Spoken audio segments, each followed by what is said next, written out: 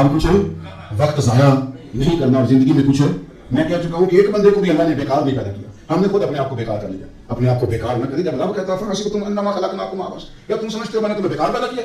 आप लोग बड़े काम के हैं, बस अपने आप को पहचाने। इकबाल कहने लगे जब नहीं कि खुदा तक तेरी रसाई हो और तेरी नजर से तो पोशीदा है आदमी का मकाम, तू बंदे को नहीं समझ सका तो वहां तक तू कैसे जाएगा? अपने आप को पहचानिए। तो कहते ना मुझसे कुछ भी नहीं होता, नाराज नहीं हो जाएंगे, ये कुछ करना नहीं चाहते, ये सिर्फ इधर उधर ध्यान रख के फोटो चढ़ा के इधर भाग उधर अपने नफ्स को राजी करते हैं।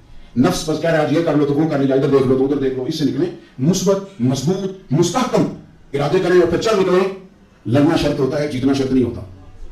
तारीख ये नहीं देखती कि जीता कौन कौन, तारीख ये देखती है कि लड़ा कौन कौन, मैदान में कौन कौन रहा। अल्लाह बदल में कामयाबियां देता है, ओहद में कई दफा कहता है वापस पलटो। खंदक आएगी तो फिर कामयाबियां मिल जाएंगी, खैबर आएगा तो फिर कामयाबियां मिल जाएंगी। तो इसलिए हमेशा जीतना ही जरूरी नहीं, लड़ना जरूरी है। हिम्मत करें, कोशिश करें। अल्लाह ताला आप सबको जज़ा खैर अता फरमाए। आखिर दावा अल्हम्दुलिल्लाह रब्बिल आलमीन।